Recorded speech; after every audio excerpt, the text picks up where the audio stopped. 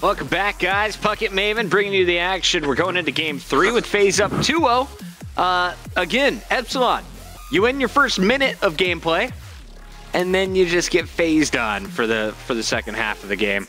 Who was your hero in that game, Maven? No one. I guess Zuma had some really big plays. It was really just the FaZe team. The big thing for me was the fact that they won both those first rounds with some flanky type action. They were ready for it that time. I think it was Clay one time. They caught Royalty out of sorts. They dealt with the pressure a lot better. Really just whoever's kind of the in-game leader for them in S&D, I'm guessing, my guess would be Clay, kind of leading the way on that end as far as directing traffic. But yeah, whoever's the man handling that in there, and they adapted very, very well to Epsilon. And after not looking great in the first couple of games, closed out. And same thing happened, like you said, in the hardpoint. I'm just looking at this Epsilon squad. Remy was going with the bow most of that S&D. It's a long-range map. I mean, you're playing Riot. Makes sense to me. Is he going to be able to get anything going here on uplink against the SMGs of this FaZe lineup? So far, you've seen Zuma with it. Attach has been a monster, especially in the first hard point. He dropped a 1.39 in that game. I see Royalty getting a few kills, but neither of the SMGs really going off yet for Epsilon. We need one of them to have a big game. But Epsilon, I think if you're going to beat FaZe, this is probably your game type. Get a little bit scrappy, catch FaZe out off guard a few times. All you need is one or two FaZe mistakes, and this is an easy game. You can quickly punish through green on Biolab. Yeah, this one, I guess not, I don't want to say fluky, but it can almost play a little bit fluky sometimes. I mean, for me, it's really just going to come down to who's going to hit those one-point shots. I mean, how many have we seen miss lately in the league, Chris? I swear every time you and I cast together, we're seeing 4, 5, 6 one-point shot misses.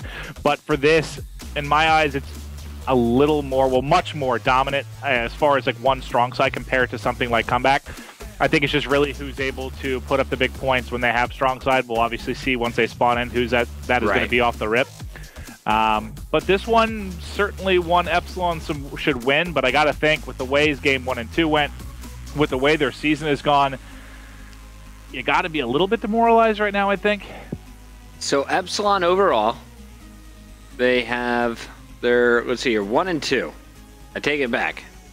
They are going to be 1 and 5 so far in uplink. So if there's a game they win, it's probably hard point. Yeah, that's what I said earlier. I was like, that's what I was worried about the sweep. They have not been a strong uplink team at all. FaZe lost all 3 of their uplink games last week, though.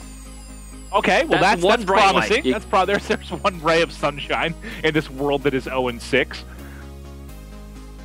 All right, we need one player to get switched over, and we are going to be good to go. So, kicking things off, just taking a look at it, looks like the strong side off the rip is going to be FaZe. So right now for me, it's going to be, can Epsilon through side 1 endure the storm that's going to be coming at them? Nagafen, the key player here. Clayster going to try and cancel that out, and already it is 4 red in the kill feed. Everyone picking up kills, 2 of them from Clayster. The pass is moving forward. Attach is setting up for the dunk.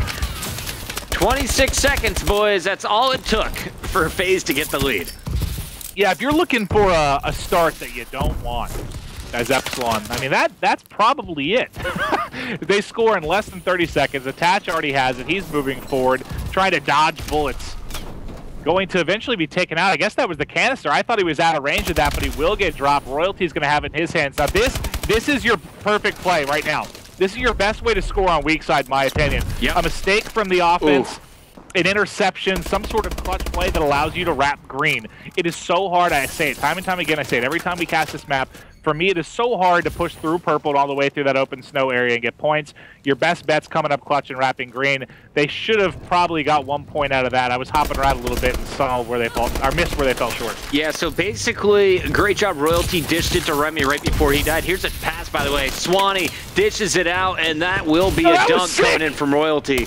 So fantastic setup by Epsilon through snow. That's how you score if you're pushing through snow. Yeah, that was a nice pass. They're looking like the Clippers right now. Great stuff coming in. They're able to tie this one up. 3.5 left. Drone going to be in the hands of Clayster. He's 4-1. pushing through blue right now, gets the melee. Nagafan. There's one person to beat coming through green. This has got to be a dunk, but that one person is going to shut it down. That was actually Swanee. He has one more to kill. Swanee picks that up as well. That's a massive two-piece. This is the definition of when you should wrap green. They've already got 2 people inside of Eskies. He's going to start pushing through. One gets cleaned up. This has got to be open for at least a 1-point toss. Just go for the 1-pointer. He gets it. 3-2 advantage for Epsilon right now on weak side. And Remy got cleaned up in red, so last man standing is going to be Royalty, who's going to be looking to cause some problems in front of green.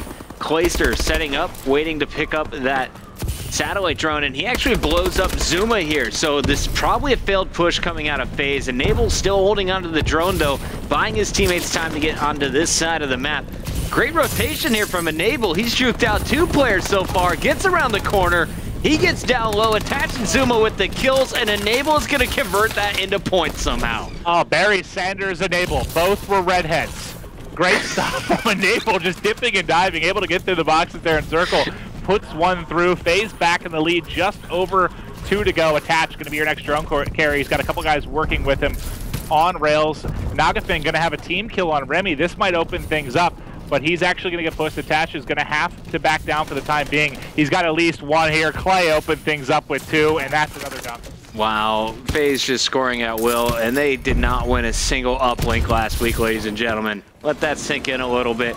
This week, it's a different game. They have dominated Epsilon throughout this series. Props to Epsilon, scoring 3 times here on the first side.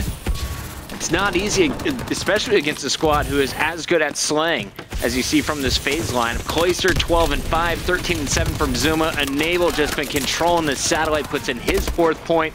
In attach, getting the OBJ work done. This is what they're doing. They lull teams to sleep. They started 0-6. They went down 0-2 in this series. They're going to lose the first side, but that is all so they can come alive. Take the series, Chris. Epsilon's just baiting them out, huh? Yeah, it's a giant bait and switch. They're hustling FaZe right now. They're hustling all the fans at home. No, but seriously, they're getting rolled right now. And taking a look at the KDs, I mean, Royalty, he's 5-14. He's actually had a pretty good series thus far, had a pretty good S&D, had a good game 1. You talked about the sub players needing to step it up on BioLab. 5-15 is not going to get it done, Chris. No, sir. Nagafen, 7-13 as well. I said he's my key player on the defensive end. 7 kills, not enough to stop the scoring coming through from FaZe. And here's another grab. Clayster just stealing it from Remy and making his run. Attach clearing the way, and here's Clayster. He's got 1 player to beat on his left. Those shots not connecting at all. Finally, he's going to get cut down. I thought that was going in, and even with Clay dead, you got the putback potentially here from Enable. Nice hold, though. Swanee's going to push everyone back. That's actually going to be Nagafen pushing people back. Swanee's going with the drone here. Will they be able to push it through top green once again? Swanee's not even going to try. They're going to stick with the 3-8 score at the half. Yeah, I mean, 3-8 isn't horrible. Again, you were on weak side to start. I still think Epsilon has life for sure. I thought they started great again. They were up, what was it, 3-2 or tied 2-2? They were very close for the first couple of minutes, but then there was that 90-second span or so where it became Dunk City for FaZe. They were able to pull away a bit. But again, still, weak side start for Epsilon. They certainly have a chance here. The question is, are they able to do it? If you guys picked Epsilon tonight in your Vulcan picks, I feel sorry for you. But maybe they can extend this series. We'll find out just how long. They got their work cut out for them. Remy having a pretty nice game so far, 13-13. Swanee, some big plays on the OBJ passing side. Also with a 1-point shot earlier. But they got to control this outside area. They got to control Snow. Let's go over to one of the ARs. Already, it looks like Zuma, though, on top of the base, causing problems. And that's going to be Clay with the drone here early on. He's just going to toss it forward, get gun up, so he's able to deal with this pressure in around purple. He's going to catch 1. Second player to his left, turns on him. I don't think he had any ammo in the clip, unfortunately, to deal with it. So Clay going to fall, couple down for FaZe right now. This may provide an opportunity to get forward, but look around the drone spawn, Chris. It's still all FaZe members. Even when they were 2 down, the 2 remaining players still controlling this purple area. Enable gets 1. Enable, I think, going to find a second here. He'll actually lose that gunfight to Remy. Remy's going to have to dominate here. They have to get complete control of this drone spawn and get a rally going. I mean, they really, 5 points on this map, Chris, on this side in particular. I mean, you can make that up in 60 to 90 seconds, no problem if you get rolling. Royalty's holding down inside of purple with the SMG. No one's touched the satellite, really. So Enable go for it early on. That was shut down immediately. Looks like Epsilon, one player to kill, and they will be able to get this out. All four are up after Nagafin's two-piece. There's only one defender outside. That's Clay, who stops the drone carrier and gets out with his life.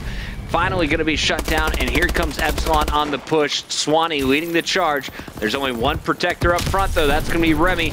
And Remy trying to distract us. This is just a one-point attempt. Intercepted out of the sky. Enable picks it and is going for the punish. That's what you can't do. This is the definition of what you can't do on good side, is give away opportunities like that, specifically one-point tosses. I mean, you almost only want to go for one-point tosses on that side, Chris, if you know it's safe to go for it. If you think it's going to get picked, that interception is going to turn into points within a couple of seconds. Every single time, that will happen. And the thing that blows my mind, though, when you're Epsilon, you get 3 down there, right?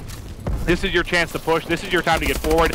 Because that kill from Clay, I don't even think they had the drone in their hand for 10 to 15 seconds. By the time they actually got to the base of FaZe, there were 3 people lying in wait.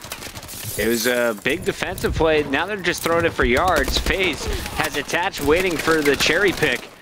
And here comes Attach, picks up 1, 2 more players charging him. He will get dropped. Zuma rotating from green to shut down any quick transition from Epsilon. With 4 up, Nagafen rotates this all the way around the map, and you just see his teammates in the kill feed dying. Swanee adds 1, but 3 straight, 4 straight dead from Epsilon. Attach back on the attack. This is unbelievable. We're 2.5 minutes into this second side. The more dominant position is going to be here for Epsilon. Chris, they haven't even really had that good of an opportunity. Like, that one-point toss didn't have a chance. There were 2 people there going for the pick. They haven't been able to do anything. That's a testament to the defense by FaZe. They're getting more points on the board. They're up 11-3. And also, just in my opinion, Epsilon not getting forward quick enough when they get a couple of kills. No one positive for Epsilon. They're simply getting outslayed in this game 3, just like the hard point. Too. I think it's like 20 or so. Yeah, it's not pretty. Royalty alone is -10, -4 from Remy, and a -6 from Swanee. And more than -20 right now is Epsilon.